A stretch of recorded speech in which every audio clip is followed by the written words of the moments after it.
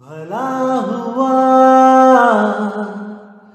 मेरी माला टूट गई, मैं राम भजन से छूटी।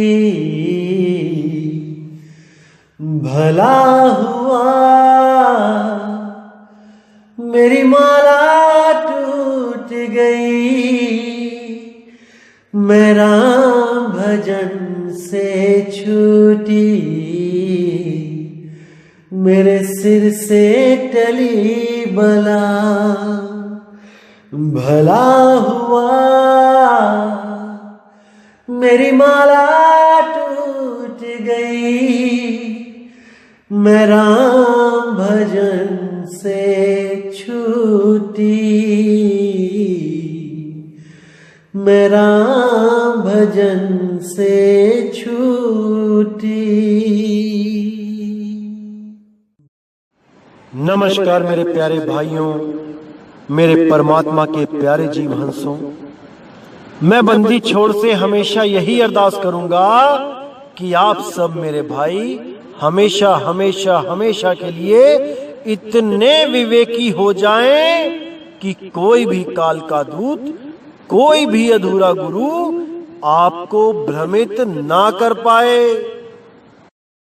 क्योंकि अब मुझे नहीं लगता कि कोई भी आपको भ्रमित कर सकता है। जो इस सत्संग को शुरू से सुनते आ रहे हैं उनकी बात मैं कर रहा हूं। जिन्होंने 50 भी मन लगा के सुन लिए हैं, मुझे नहीं लगता कि उनको कोई भ्रमित कर सकता है। लेकिन काल के दूतों का दोस्तों कुछ भरोसा नहीं होता।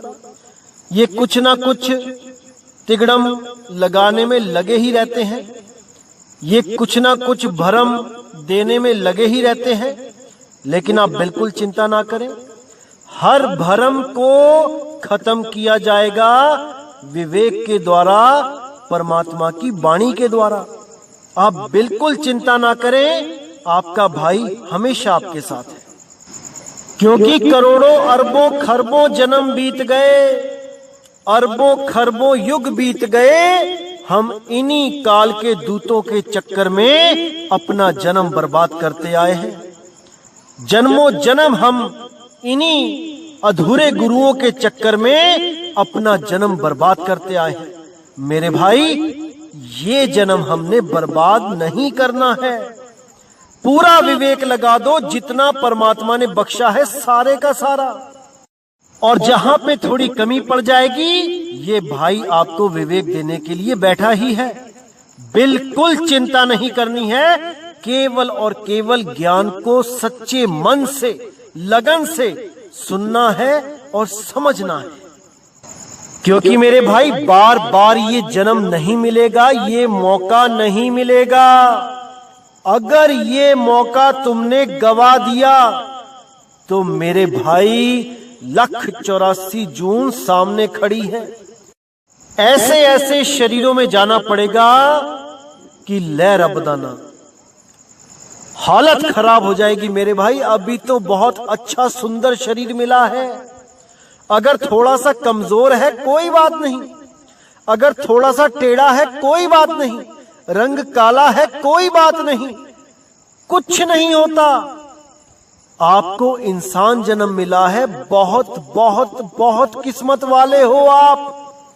उन अरबों खरबों कुत्तों से, उन अरबों खरबों गाय भैंसों गधों से, उन अरबों खरबों पेड़ों से लाख गुना बेहतर हो मेरे भाई, लाख गुना बेहतर हो। खुदा ना खास्ता अगर ऐसा शरीर मिल जाता जो पेट के बल रगड़ रगड़ के चलना पड़ता, जैसे सांप का, मगरमच्छ का, फिर क्या करते। इसलिए मेरे भाई नेगेटिविटी जीवन से निकाल दो। आप जैसे भी हो बहुत अच्छे हो, परमात्मा ने आप पे दया करी है, जो आपको इंसानी जन्म बख्शा है।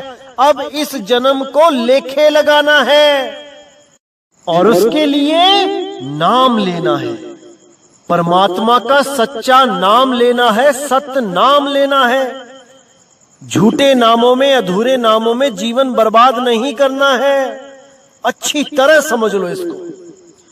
तो आज मेरे भाई, आज जो हम वाणी लेने जा रहे हैं वो कबीर सागर से लेंगे और सतगुरु के बड़े प्यारे अनमोल वचन हैं। मुझे पूरी उम्मीद है कि इसका श्रवण करके आपको बहुत आनंद आएगा और मूल ज्ञान बिल्कुल स्पष्ट समझ में आने लग जाएगा। तो क्या कहती है वाणी? पावे हंस वंश सही दाना, देखत यम ते ही दूर डराना। शब्द पाए कैसे कै जानब, पुरुष नाम वंश ही गही आनब।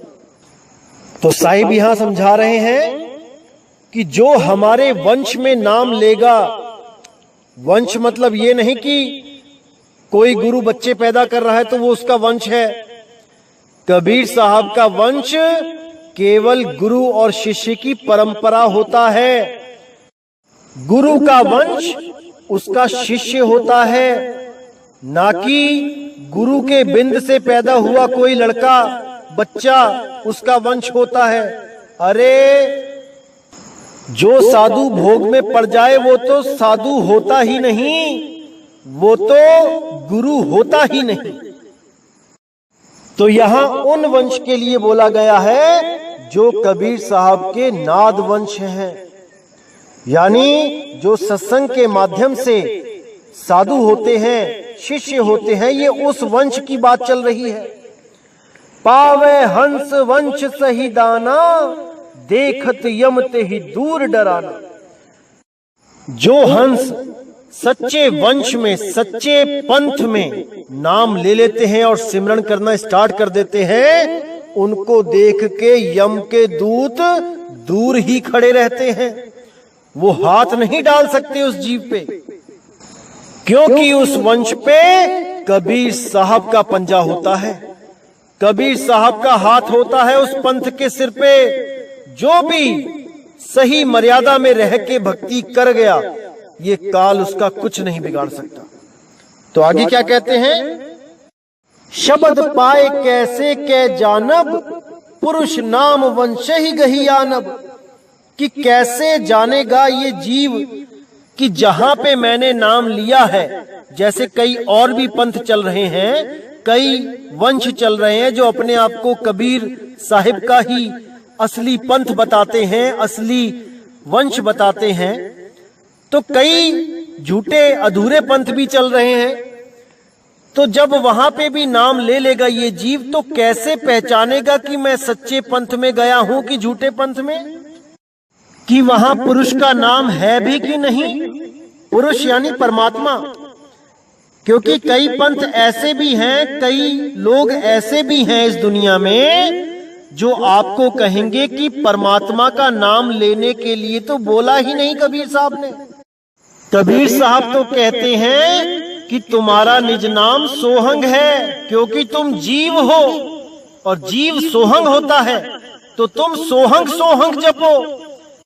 ऐसा मूर्ख बना देते हैं ये लोग कि क्या बताऊं मैं। तो ऐसे लोगों से मेरे भाई सावधान रहें। ये जितने भी सोहंग वाले हैं, ये सब के सब काल के धूत हैं। तो देखिए यहां क्या बोलते हैं साहिब कि शब्द पाए कैसे कै जानब, पुरुष नाम वंश ही गही आनब।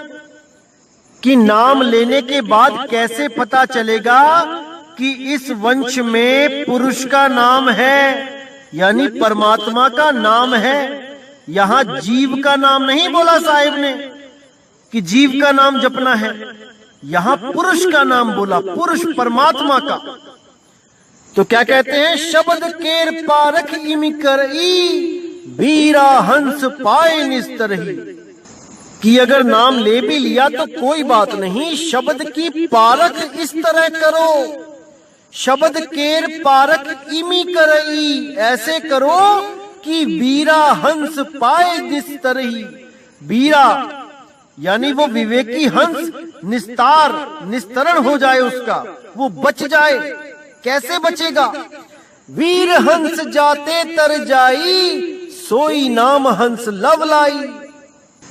कि विवेकी हंस जिस नाम से तर जाएंगे, उस नाम को लव लगाओ, उस नाम से लव लगाओ। और वो कौन सा नाम है? नी अक्षर वाकी है बाटा, बिना वंश नहीं पावे है घाटा।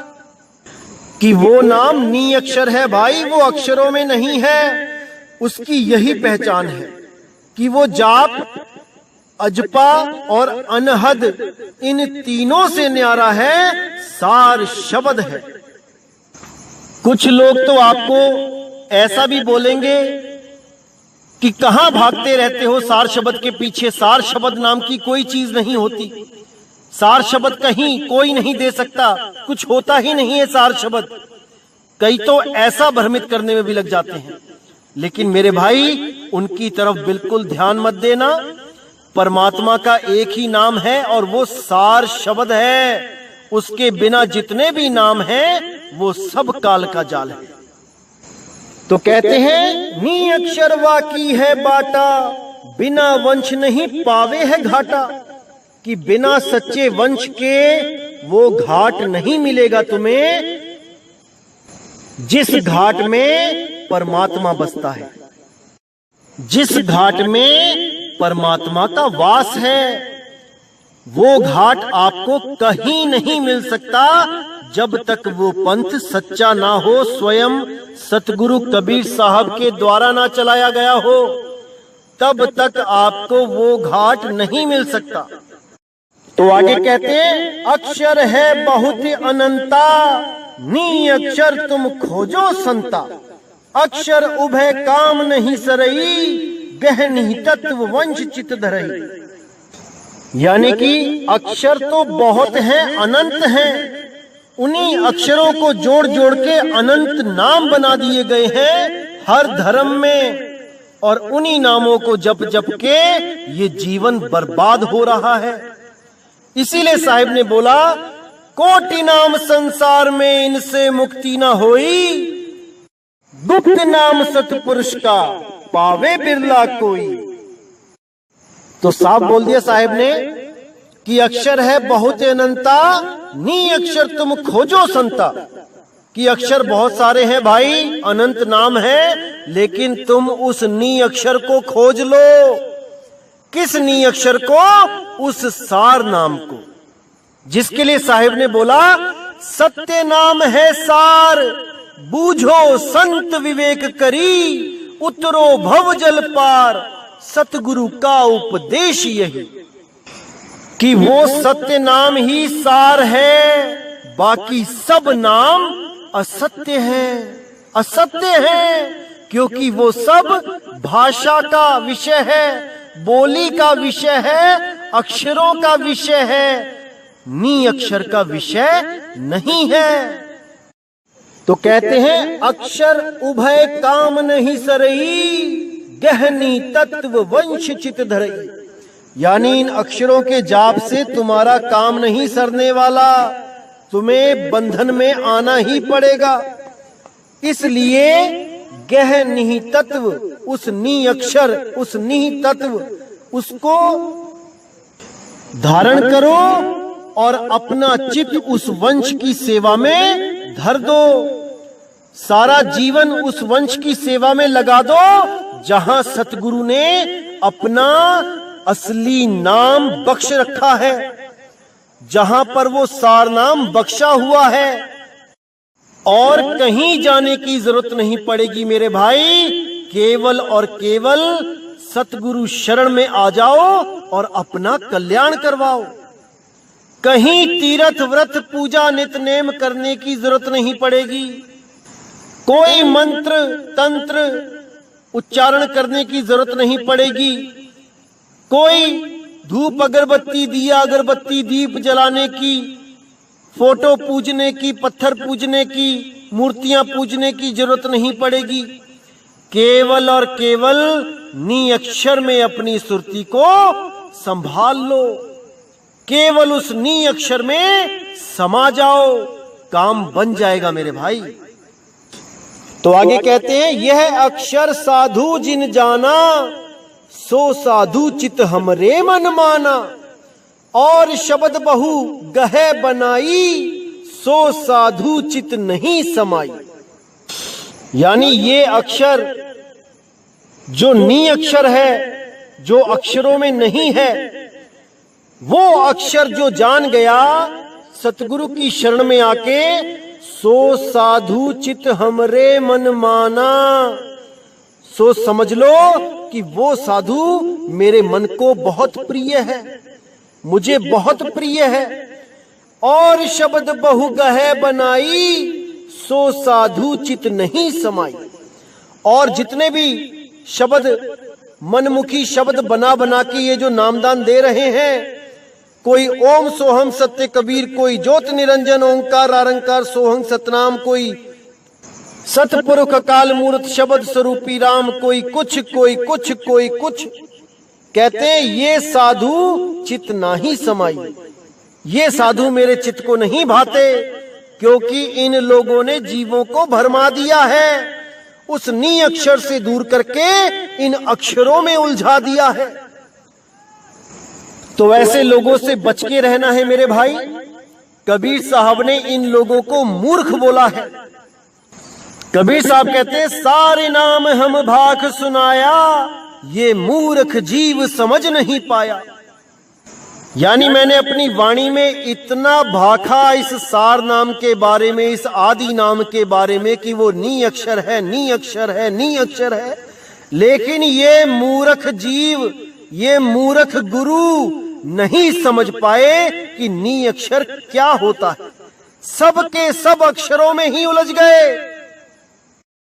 तो ऐसे ही लोगों को, ऐसे ही गुरुओं को मैं भी मूर्ख ही कहता हूं, क्योंकि मूर्ख का अर्थ मैंने आपको बताया था कि जो मुंह में आ गया बिना विचार किए, बिना विवेक किए 10 लोगों के आगे रख देना, उसी को मूर्ख कहते हैं। और जब मैं कभी मूर्खानंद कहता हूं तो इसका क्या मतलब होता है कि वही मूर्ख जो बिना सोचे अपनी बात को सबके सामने रख रहा है और ये भी नहीं सोच रहा कि लोग मेरा कितना उपहास करेंगे, मजाक उड़ाएंगे, इसको ना सोच के वो अपनी ही मूर्खता का आनंद लेता है और सोचता है पता नहीं कितनी बड़ी विवेक वाली बात मैंने कर दी, और उसी मूर्खता का आनंद लेता हुआ वो खुश होता रहता है मन ही मन। लेकिन ये नहीं समझ पाता कि उसने महामूर्खता का परिचय दिया है। इसीलिए मैं उन लोगों को मूर्खानंद कहता हूं। मैं किसी को गाली नहीं देता भाई, ना ही मेरा किसी से बैर है, लेकिन जो भी परमात्मा के जीवों को उलझाता है, मेरा फर्ज बनता है कि मैं एक बार तो उसको उसका आईना दिखा दूं, ताकि अगली बार वो कोई भी गलत रास्ता दिखाने से पहले 100 बार सोच ले कि उसको उसकी अज्ञानता का करारा जवाब दिया जाएगा। अच्छी तरह समझ ले। इसीलिए मैं इन शब्दों का प्रयोग करता हूं भाई, नहीं तो मेरा किसी से कोई बैर नहीं है। तो आगे क्या कहती है वाणी? और शब्द बांधे प्रतीति, एक नाम बिन यम नहीं जीती। अक्षर एक मोई कह पावे, और अक्षर सब ज्ञान बतावे। कि 4 शब्द के अलावा और शब्दों से अगर वो प्रतीति बांधे यानी विश्वास करेगा उन पे, तो वो यम को नहीं जीत सकता, क्योंकि एक नाम बिन यम नहीं जीती। वो एक नाम के बिना यम को नहीं जीत पाएगा। और वो नाम क्या है? वो है सतनाम, ना कि सोहंग, ना कि ओहंग। नहीं मेरे भाई, नहीं। अक्षर एक मोहि कह पावे, और अक्षर सब ज्ञान बतावे। यानी एक अक्षर को कहने मात्र से मुझे पा जाए, यानी उस आदि अक्षर के द्वारा मुझे प्राप्त करे, और जो ज्ञान है वो बाकी अक्षरों के द्वारा बताए, यानी 52 अक्षरों के द्वारा ज्ञान को समझाए और उस आदि अक्षर से मुझको पाए। यहाँ पर 2 अक्षर की बात आ गई है, एक छुड़ाए एक लखाए। 52 अक्षर छुड़ाए, वो आदि अक्षर लखाए। धर्मदास सुन वचन हमारा, कलयुग साधुन के व्यवहारा। मुक्ति मुक्ति साधु जन करई, कहो मुक्ति कैसे निर्धरई। एक नाम बिन मुक्ति न पावे, कोटिन साधु यतन करावे। सार नाम की नाही ना आशा, कोटिन नाम करे विश्वासा। तो यहाँ पे साहिब ने साफ बता दिया कि धर्मदास हमारा वचन सुनो, कलयुग में जो साधु होंगे उनका व्यवहार कैसा होगा मुझसे जानो। मुक्ति मुक्ति सब करेंगे, लेकिन कैसे मुक्ति होगी ये कोई नहीं जान पाएगा। सब के सब मंत्रों से मुक्ति की बात करेंगे। नहीं मेरे भाई नहीं, इन मंत्रों से मुक्ति नहीं होगी। इसीलिए साहिब ने बोला तंत्र मंत्र सब झूठ है, इनमें ना उलझे कोई। सार नाम जाने बिना कागा हंस न होए। तो कहते हैं एक नाम बिन मुक्ति न पावे। केवल एक नाम चाहिए मुक्ति के लिए, कोई 2, 5, 7, 10, 20, 100, 1000 करोड़ नहीं चाहिए। केवल एक नाम चाहिए, और वो केवल और केवल परमात्मा का नाम होना चाहिए, सार नाम होना चाहिए। इसीलिए नानक साहब ने बोला तेरा एक नाम तारे संसार, मैं एहा आस एहो आधार। नानक नीच कहे विचार, धानक रूप रहा करता। कि तेरा एक नाम सारे संसार को तार सकता है, किसी और का नाम जाप करने की जरूरत नहीं पड़ेगी। तेरा नाम ऐसा समर्थ है। तो कहते हैं एक नाम बिन मुक्ति न पावे, कोटिन साधु यत्न करावे। कितना ही यत्न कर लो नहीं पाओगे मुक्ति। सार नाम की नाही ना आशा, कोटिन नाम करे विश्वासा। कि सार नाम की आस नहीं लगाई और करोड़ों नाम पे विश्वास करके बैठ गए। आज इन महंतों से पूछो, इन गुरुओं से पूछो कि सार नाम क्या है, तो कहेंगे सार नाम निर्णय का नामा। यानी जितने ये दोहे हैं इसका जो अर्थ कर दिया जाता है वही सार नाम है। ऐसा मूर्ख बनाते हैं ये लोग कि लै रब दना। तो मेरे भाई इन लोगों से बच के रहना है। जो भी गुरु ऐसा कह दे कि कबीर साहब ने असार बोला ही कहां, सारी वाणी ही सार है, तो समझ जाना उसके पास थोथा ज्ञान है, थोथा। क्योंकि सार नाम 52 अक्षरों में नहीं आता मेरे भाई, वो नी अक्षर नाम है, वो आदि नाम है, वो अबोल वो अडोल नाम है। तो आगे क्या कहते हैं, दया धर्म औरन बतलावे, आपन साधु देख छिपावे। साधु द्वारे ते फिर जाई, साधु रहन नहीं चितियाई।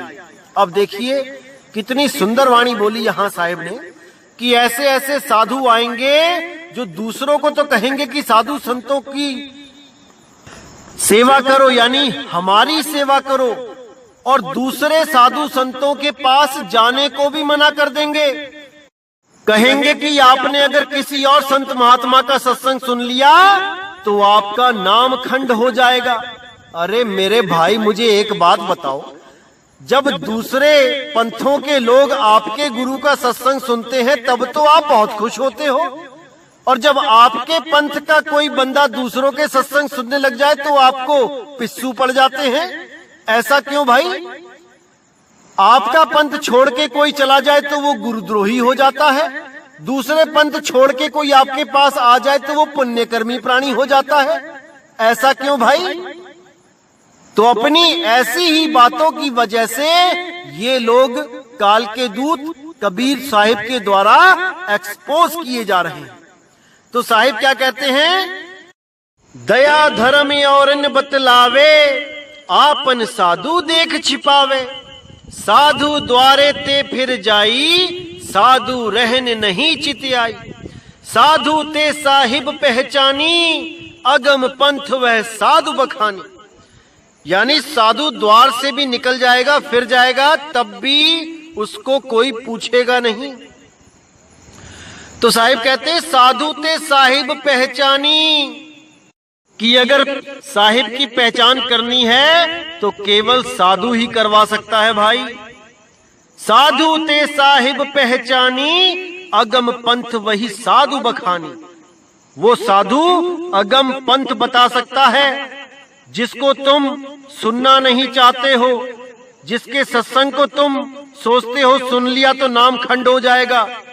वो अगम पंथ बता सकता है तुमको, लेकिन तुमको ऐसा डरावा दिया गया है कि उस डरावे में आपका अनमोल जन्म बर्बाद हो जाएगा, बर्बाद हो जाएगा।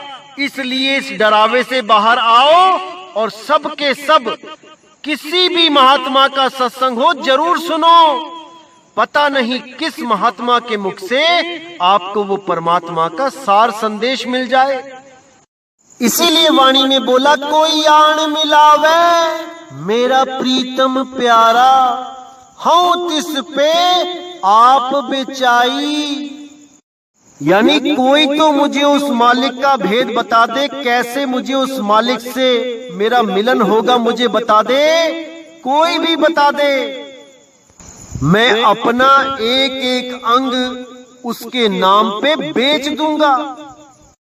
हूं तिस पे आप बेचाई, सब कुछ बेच दूंगा, लेकिन कोई मेरा प्रीतम मुझे मिला दे। ये जरूरी नहीं कि परमात्मा खुद आएंगे आपको बताने तभी आप उस प्रीतम को मिल पाओगे, नहीं। जिसको परमात्मा ने वो भेद बता दिया है, उसको सिमरण करने की विधि बता दी है उस सार नाम की, वो आपको मिलवा सकता है। लेकिन वही भेदी गुरु मिलवा सकता है जिसको परमात्मा ने स्वयं आके बताया है। उसी के पंथ में आप बच सकते हो, नहीं तो ये काल के दूत आपको इन्हीं मंत्रों में उलझा के आपका जन्म बर्बाद कर देंगे। तो आगे कहते हैं, कलयुग साधु के सुन मरमा, आप बूढ़े औरन कह धर्मा। देखी उलटी रीति रे भाई, आप बहे औरन समझाई। यानी कलयुग में ये साधु होंगे, ये बड़े बड़े जो ज्ञानी बन के बैठे होंगे, आप लोगों को तो भक्ति का पाठ पढ़ाएंगे, लेकिन खुद बूढ़े यानी डूबेंगे। आपको तो विश्वास दिलाएंगे कि परमात्मा पे भरोसा रखो, परमात्मा कुछ भी कर सकता है, आपको हमेशा बचाएगा। और खुद रहेंगे जेड सिक्योरिटी में, खुद रहेंगे बंदूकों की छांव में, क्योंकि आप लोगों को तसल्ली देनी है परमात्मा के नाम पे। इनको खुद को विश्वास नहीं है उस मालिक पे, इनको विश्वास है इन पुतलों पे। 5-5, 6-6 फुट की मिट्टी के जो पुतले हैं, बंदूकें लेके खड़े हैं, इन पे इन लोगों को ज्यादा विश्वास है परमात्मा से भी। तो ये जितने भी जेड सिक्योरिटी वाले बाबे हैं, ये सब के सब खुद तो डूब रहे हैं और लोगों को तरने का आस बांध रहे हैं कि तुम तर जाओगे, हमसे नाम लेके निडर हो जाओगे, और खुद डरे हुए रहते हैं। तो आगे कहते हैं, वंश नाम ले जग को ठगही, विषय विकार में बहुविधि लगही। यमदूतन ते करिय स्नेहू, मम हंसन ते करी है द्रोहू। यानी वंश का नाम लेके कि हम कबीर पंथ के वंश हैं, हमारे पूर्वजों को कबीर साहब ने वचन दिया था कि तुम्हारे इतने वंश राज करेंगे, गुरु बनेंगे। ये सब पाखंड है मेरे भाई, ये सब आपको धोखा दिया जा रहा है। कबीर साहब ऐसा वचन किसी को नहीं देकर गए, किसी को नहीं देकर गए। इतने साधु संतों को मिले हैं कबीर साहब, एक को भी वचन नहीं दिया कि तेरे बच्चे गुरु बनेंगे। अरे मेरे भाई, गुरु का बच्चा शिष्य होता है, गुरु भोगों में लिप्त नहीं होता है। कल का जो मैंने सत्संग किया था साधु के लक्षण, वो मैंने आधे अभी बताए नहीं हैं, वो मैं तब बताऊंगा जब मृतक भाव के ऊपर सत्संग किया जाएगा। तब इन गुरुओं की सारी पोल खुलेगी कि कैसे ये लोग साधु बने हुए हैं, भोगों में लिप्त हैं, बच्चे भी पैदा कर रहे हैं और गुरु भी कहा रहे हैं। तो क्या कहते हैं साहिब, वंश नाम ले जग को ठगही, विषय विकार में बहुविधि लगही। यमदूतन ते करिय स्नेहू मम हंसन ते करी है द्रोहू। कि ये वंश का नाम लेके जग को ठगेंगे और दुनिया भर के विषय विकारों में, काम क्रोध में उलझे रहेंगे। यमदूतन ते करिय स्नेहू, अलग अलग पंथों में जो कालदूत बैठे हैं उनकी महिमा गाएंगे, लेकिन जो भी सार नाम की बात करेगा वो इनके मन को नहीं भाएगा, उसका ये द्रोह करेंगे। लोभ देई निज सेव दृढ़ाई, चेला चेली बहुत बड़ाई। लोभ दे दे के लोगों से अपनी सेवा करवाएंगे, कहेंगे कि तुम्हारा टीबी ठीक हो जाएगा, तुम्हारा कैंसर ठीक हो जाएगा, तुम्हें ये ठीक हो जाएगा, वो ठीक हो जाएगा, हमारी सेवा करो, पाठ करवाओ, 15,000 का, 21,000 का, 50,000 का, 80,000 का। ऐसा मूर्ख बना दिया इन लोगों ने कि लै रबदाना। तो कहते हैं यमदूतन ते करिय स्नेहू मम हंसन ते करी है द्रोहू। द्रोह करन बहु युक्ति उपई है, बहुत युक्ति करेंगे द्रोह करने के लिए, लेकिन दाव नहीं लगेगा। लहे ना दाव बहुत पछतई है, बहुत कोशिश करेंगे जीवों को दोबारा भ्रम में डालने की।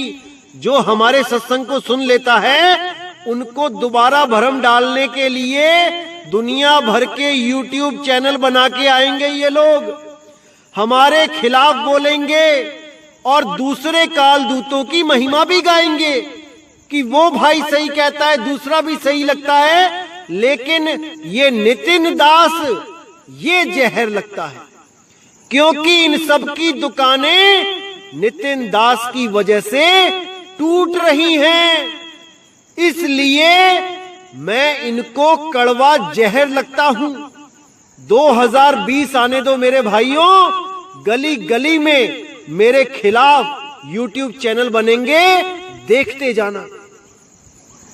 तो क्या कहते हैं, द्रोह करन बहु युक्ति उपई है, लहे ना दाव बहुत पछतई है। लोभ देई निज सेव दृढ़ई है, चेला चेली बहुत बड़ई है। पुनितिन संग कुकर्म सु करी है, करी कुकर्म नरक में परी है। बहुत से चेला चेली बना के उनके साथ कुकर्म तक करेंगे ये लोग, उसके बाद नरक यानी जेलों में जाएंगे। पुनितिन संग कुकर्म सु करी है, करी कुकर्म नरक में परी है। जो कोई हंस शब्द मम गही है, तिनको देखत मन ही जरी है। जो कोई मेरा निज नाम निहि अक्षर नाम इसकी महिमा गाएगा, उसको देख के ये मन ही मन जलेंगे।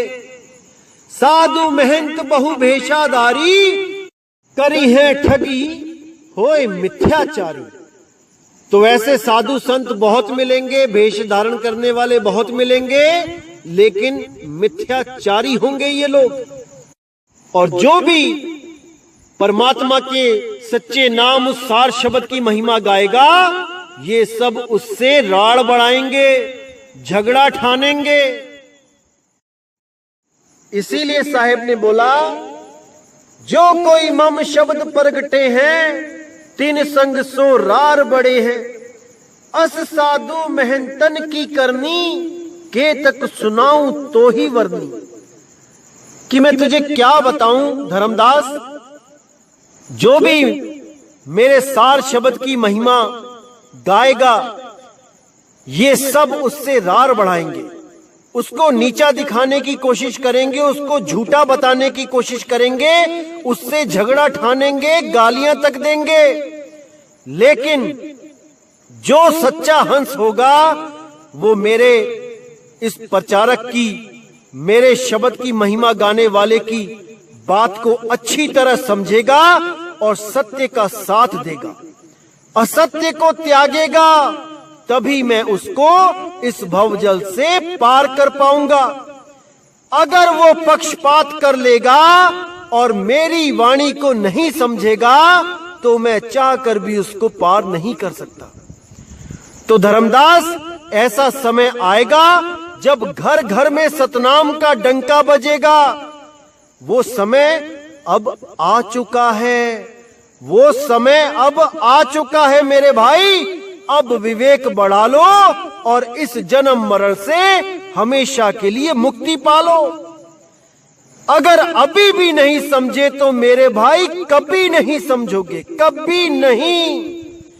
इसीलिए कहता हूं अच्छी तरह सत्संग को समझो, विवेक बढ़ाओ और जन्म मरण से मुक्ति पाओ। तो मेरे भाइयों, आज का सत्संग मैं यहीं समाप्त करता हूं और अगला सत्संग बहुत जल्दी लेके आऊंगा। तो इसी के साथ मुझे विदा करें। जय गुरु बंदी छोड़ बैराग साहिब, जय गुरु बंदी छोड़ साधु शरण साहिब, जय गुरु बंदी छोड़ बाबा नानक, बाबा गरीबदास, बाबा धर्मदास, बाबा पलटू, बाबा फरीद जी, बाबा बुल्ले शाह, मेरे सभी संतों की सदा ही जय हो। सतगुरु मदन साहिब की जय हो। जय जय सतगुरु बंदी छोड़ सतगुरु सत्य कबीर साहिब की सदा ही जय हो, सदा ही जय हो। मेरे मालिक की साहिब बंदगी सतनाम।